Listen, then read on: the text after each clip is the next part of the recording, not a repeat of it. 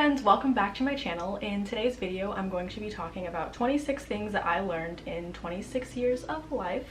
And I have a little notebook in my lap, so if I look down from time to time, my bad. The first thing that I have written down is take risks when you can. And this is something that I learned a little late because I'm 26, so that means I'm no longer on my parents' health insurance. And that wasn't really something that I had considered in terms of like my career and taking risks with my career and the things that I would want to do with like art and stuff like that. And just like the safety net of being on my parents' health insurance, I did think about it, but it wasn't something that I had considered in terms of like taking risks. And when I say taking risks, I mean like if there's something like you kind of want to try out or do, or like even how people go on like gap years and things like that, I think that's probably a good idea. If it's just something that you can do and it seems kind of risky, I feel like it's better to do kind of earlier rather than later, before potentially you have a family or something like that, and maybe like a house that you're paying bills on and things like that. I feel like the younger you are, the more like the less settled you are. At least that's how my life has been. And so the older I get, the more settled I am, and the less risky kinds of things I can do and chances I can take become. So that's something that I have learned, and I know I'm still young now, but it's just something that I have definitely thought about over the past like year.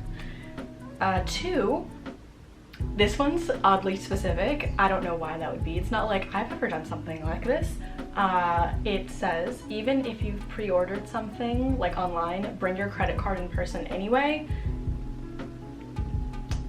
Yes, I would say to do this because there's always a chance that something could go wrong. I know for me, the reason why I wrote this down is because I was an assistant for a while, and one time I went to pick up a food, like a catering order, and I had pre-ordered it online, and so I thought everything was fine, and for some reason they needed the credit card and I didn't have it on me, and I had to I was on a time crunch, and so I had to run back over to the office, run back to the restaurant, and it was just if I had just had the card on me, even though I had pre-ordered online, it would have saved so much time. So put that in your little tip book if you can.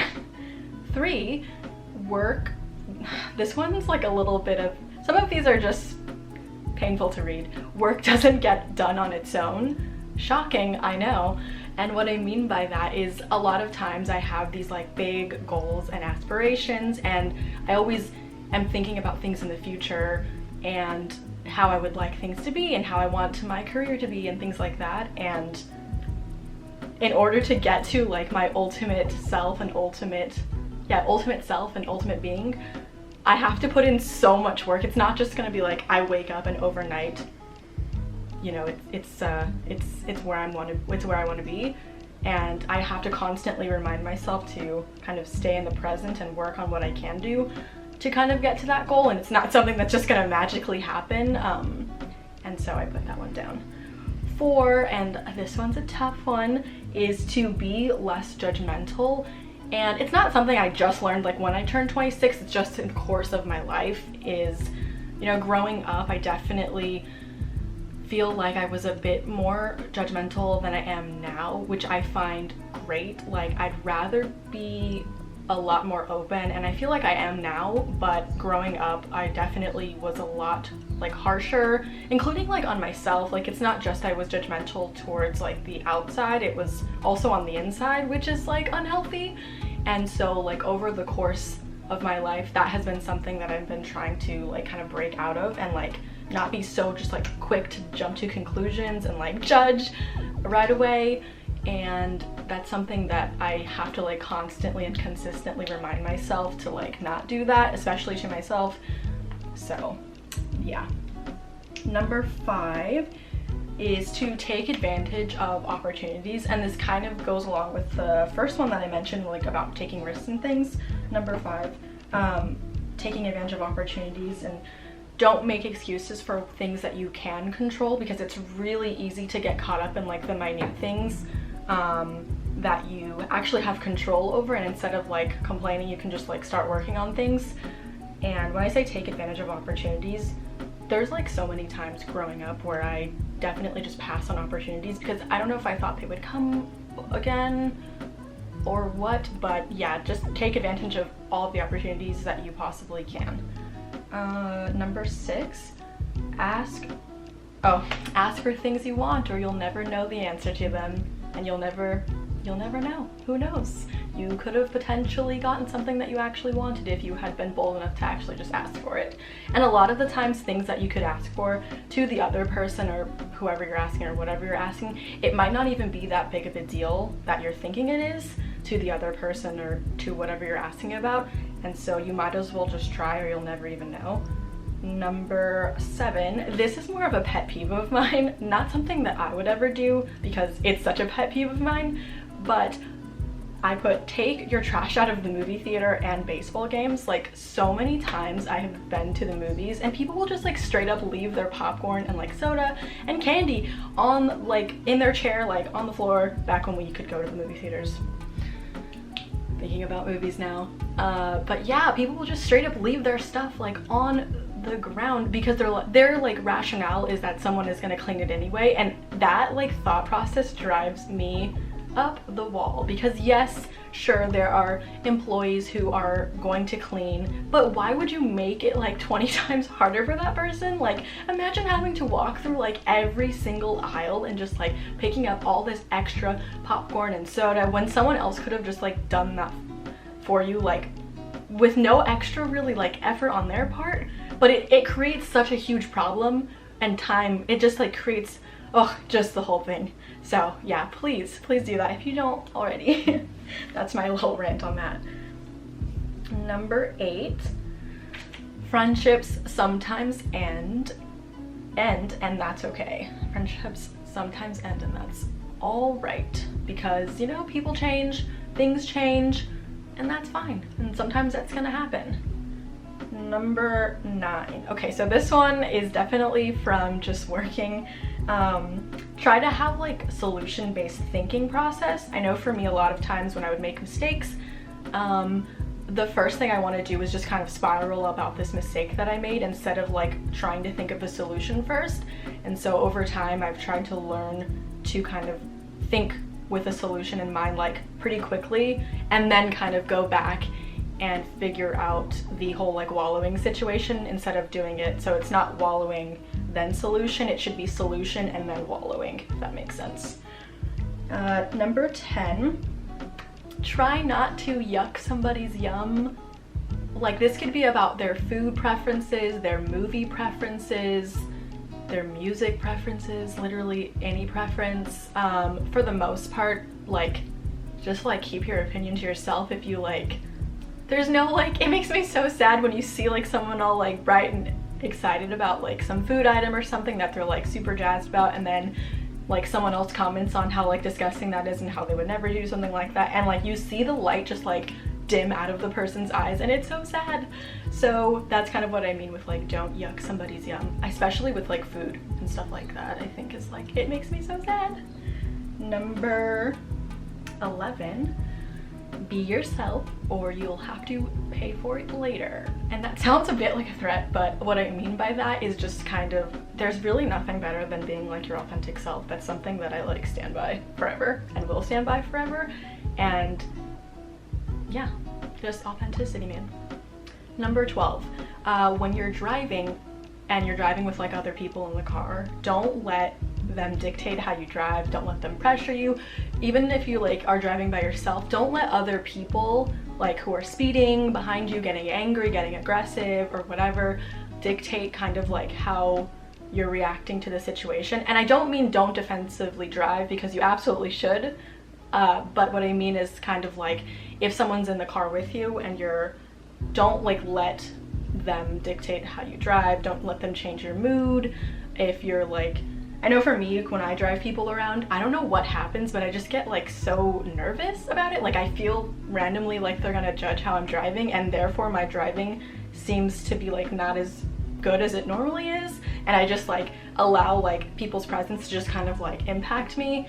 and I'm trying to work on it, but that is something I would recommend that you do as well, is to just kind of focus on the road, focus on you and driving and nothing else, and just don't let anything else kind of get in the way of that, for safety reasons, but also just for like mood reasons. It's just like sad to see people kind of impact you in a sad, negative way. I think we're on 13. Okay, so number 13, people won't trust you if you don't trust yourself. And that is so true. If you show up and you have like no confidence in yourself, and you like really are trying to sell someone on something, or you are trying to maybe you're trying to like interview for a job and you have like absolutely no confidence, do you think that the employer is going to want to employ someone who like doesn't even believe in themselves to like do the job? No, they're going to want someone that they can trust and like they don't have to worry about as much. And if you show them that you trust yourself and that you're confident in yourself, they'll like pick up on that and see that you'll probably be confident in the job. This can apply to so many other situations, but definitely for like career stuff. I think we're on number 14. So number 14, don't interrupt people when they are talking. And it can be, maybe you're the type of person who wants to have a story, like you thought of a story when they're saying something and it reminded you of something, but try your best not to interrupt and just let them finish their story, hear what they're saying, like stay present, and then maybe you can tell your story. But, you know, let people talk. Number 15 is change doesn't need to be dramatic. It can be little steps over time. And yeah. Y'all, I keep forgetting what number okay, so we're on number 16, and that is consistency is key with anything, really. If you want to get better at something, you kind of have to be consistent with the practice. Number 17 is to do your taxes. Like, just get them over with. I promise it's not that bad, and that's something I like remind myself every single year that I do them, because I always put it off and I'm like, oh my gosh, it's gonna take so long, I don't want to do this. And then literally I finally end up doing it, and it takes me like 15 minutes, and I'm like, why did I put this off and like build it up to be this thing that it's actually not? So yeah, just get them over with if you can. Number 18 is to be patient with people, but on that same note, don't let them walk all over you with like being too kind and too patient to where they think that they can just like walk all over you, if that makes sense. Number 19, stop apologizing for things that you don't have to be sorry for. We'll just let that one sit for a bit. So number 20, doing things alone is a great way to get to know yourself better, which we all should take the time to do. Number 21 is to not be embarrassed about the things that you like. There's no reason for it, and you're allowed to like what you like, and you should be proud of it, and it's totally good, and you shouldn't be embarrassed about anything. Even if it seems silly to someone else, as long as you like it, then that's totally fine. Number 22 is to tell the people that you love them, tell the people that you care about them. And I know that's like a cliche and like corny one, but it's true, because like seriously, we never know when the last time you might be talking to that person is, or who knows if they're like having a really crummy day, and like you saying one like nice thing to them and complimenting them or telling them how much you care about them, you don't know how much that means to people. It really means a lot. And so you should just do it when you can, because you never know. Okay, so number 23 is kids are not for everyone. And that can mean a lot of things, but I know for me what that means is, growing up I kind of lived basically in the suburbs, and so for me, growing up, all I saw were families. Were families pretty much. I didn't really know people who didn't have kids, like adults that didn't have children. And when I moved to San Francisco for a bit and like worked, I got to meet, you know, all these different people at all these different ages, and I met a lot of adults who just didn't have children. And I remember, even though like I was fully an adult at the time, I was just like kind of in awe of the fact that people just didn't have children, and that their world just didn't center around children. It was around other things. And I just like, to this day, I'm still just like, I can't believe that, because I was so in this bubble of like, oh, family, family, family. And you know, sometimes kids just, you don't have to have a family. You don't have to, you can just not have children, and that's totally good and totally fine and totally an option. And it just kind of like opened up my viewpoints on like having families and people who don't have families and just different types of people and adults, because I guess I only really thought of adults in kind of one fashion as like being this parental role, but no, it's like so much more than that and so multifaceted. Okay, so number 24 is to not let current relationships or future relationships kind of have to pick up the pieces from what other people have done to you in the past. And that can be kind of a difficult one, but it's something that I think is very important, is to just not have the people that didn't do those things to you have to kind of pay for other people's mistakes, and especially in relationships.